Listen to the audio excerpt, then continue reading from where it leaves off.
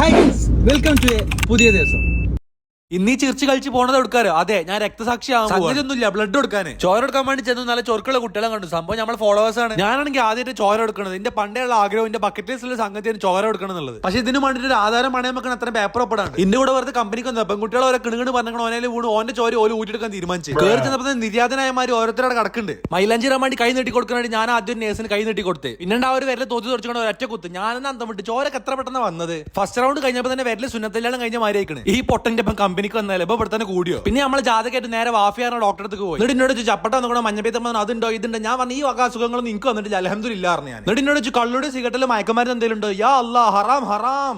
ഈ കാണുന്ന സഞ്ചി കാണുന്ന ചോരൊക്കെ വേണം നടക്കാൻ പോണത്. ഫോൺ തൊട്ടപ്പുറത്ത് ഒരുത്തനെ ഏൽപ്പിച്ച് ഞാൻ കൃതാർത്ഥനായി കടന്ന്. മരിച്ചാൻ കിടക്കുകയാണെങ്കിലും കൂളിംഗ് ഗ്ലാസ് യാസർ പണ്ട് പറഞ്ഞു മരിച്ചാണെങ്കിൽ എന്റെ കൂടെ ഞാൻ ഉണ്ടാവും. ഇത് അന്ന് പറഞ്ഞ അതേ മാരിയായിപ്പത്. നിങ്ങൾക്ക് എല്ലാവർക്കും ഇങ്ങനെ ഉണ്ടോ നിങ്ങൾക്ക്. പക്ഷെ സൂചിത്തിന്റെ വേദന എനിക്ക് ഭയങ്കര ഇഷ്ടം. നല്ല രസമല്ല വേദന. ഞാനും പിന്നെ ഇവിടെ കടന്നിക്കാണ് സ്വപ്നം കാണുന്നത് കഴിഞ്ഞിട്ട് കിട്ടാൻ പോണ ആകെയുള്ള ഫ്രൂട്ടിയാണ്. എന്റെ 450 മില്ലി ചോര തൊട്ടിയിലിട്ട കുട്ടിമാരെ ആട്ടി കളിച്ചിരിക്കണു. യെസ്, ഫൈനലി ഞാൻ കാത്തിരുന്ന നിമിഷം വന്നെത്തി. സംഭവം ഫ്രൂട്ട് എന്നല്ല, മുന്തിരി ജ്യൂസും ബിസ്ക്കറ്റ്. നമുക്ക് പിന്നെ ഏതായാലും ആയാ പോലെ പള്ളറിനെ പോലെ. അങ്ങനെ സർട്ടിഫിക്കറ്റ് കിട്ടി. പണ്ട് പ്രോത്സാഹനമായ സർട്ടിഫിക്കറ്റ് കിട്ടി. ഇപ്പൊ ചോര സർട്ടിഫിക്കറ്റ് ഇടും. മാണി പോയി ചോര കൊടുത്തോളി മക്കളെ. ഇതേ കഴിഞ്ഞ് ഞാൻ വൈക്കറിയപ്പോൾ എന്റെ ഫോം ബെല്ലടിച്ചു. സംഗതി ഫോം ബെല്ലടിച്ചു. പക്ഷെ എനിക്ക് സ്ക്രീൻ കാണില്ല. സ്ക്രീൻ മൊത്തം അടിച്ചു പോയിരിക്കണം. പഴയ ഫോണാണ്. എന്താ ചെയ്യുക, ആകെ സീനായാലപ്പത്. പക്ഷെ ഞാൻ എന്തിന് ബേജാറാണ്. ബ്രിഡ്കോന്റെ service centre network be serve Perinthalmanna. അപ്പൊ ഞാൻ എന്തിന് ബേജാറാണ് മക്കളെ. ഇവിടെ ഫുൾ ഹൈടെക് സാമഗ്രികൾ വെച്ചിട്ട് ലാപ്ടോപ്പ് ആയിക്കോട്ടെ, മൊബൈൽ ആയിക്കോട്ടെ, എന്ത് ഇലക്ട്രോണിക് ഗാഡ്ജറ്റ്സ് ആയിക്കോട്ടെ അടിപൊളി നന്നാക്കി തരുന്നുണ്ട്. ആര് ബി സർവ് കണ്ടോ. ഇത്ര പോകുന്ന ചെറിയ വാഷിംഗ് മെഷീൻ മറ്റേ സാധനത്തിലിട്ട് കിടക്കുന്ന മൊബൈലും ബാക്കിയുള്ള ഇലക്ട്രോണിക് ഗാഡ്ജറ്റ്സ് ഒക്കെ നന്നാക്കുന്നത്. ഇനിയിപ്പോൾ നിങ്ങൾ പണ്ട് ചെറുപ്പത്തിൽ തുണിച്ചിട്ട് വീഡിയോ ഒന്ന് ലീക്ക് ആവുന്ന ബേജാറ് നിങ്ങൾക്ക് വേണം. നിങ്ങൾ ഡാറ്റ ഒക്കെ സേഫ് ആക്കി ഒരു മൂലക്ക് വെച്ചിട്ട് ബി സേവ് കളി കളിച്ചോളൂ. അതേമാതിരി തന്നെ ഇവിടുന്ന് സർവീസ് ചെയ്യുന്ന എല്ലാ സാമാനങ്ങൾക്കും സർവീസ് വാറന്റി കൊടുക്കണ്ടേ. ആരാ അതൊക്കെ കൊടുക്കുക. ബി സേവ് ഗാഡ്ജറ്റ് ഗരാജ് പറഞ്ഞമാതിരി ഇഷ്ടമാതിരി ഗാഡ്ജറ്റ്സും വില സ്റ്റോറിൽ അവൈലബിൾ ആണ്. ഇവർ ഇന്നും നന്നാക്കാൻ തുടങ്ങിയതല്ല. 26 കൊല്ലം 1998 മുതലുള്ളതാണ്. തിരൂരും കോട്ടക്കലൊക്കെ ബൽക്ക് ബ്രാഞ്ചാണ്. ഇത് പെരിന്തൽമണ്ണുള്ള ബ്രാഞ്ചാണ്. ഇനി അതുമല്ല പിക്ക് ആൻഡ് ഡ്രോപ്പ് അവൈലബിൾ ആണെങ്കിൽ സാധനം ഏത് ദുനിയാവെന്ന് കൊറിയർ അയച്ചാലും നന്നാക്കി വെച്ചു. ഇന്റെ ഫോൺ തന്നെ ബി സേവിൽ സേഫ് ആയി നന്നാക്കാൻ കൊടുത്തേക്കണം.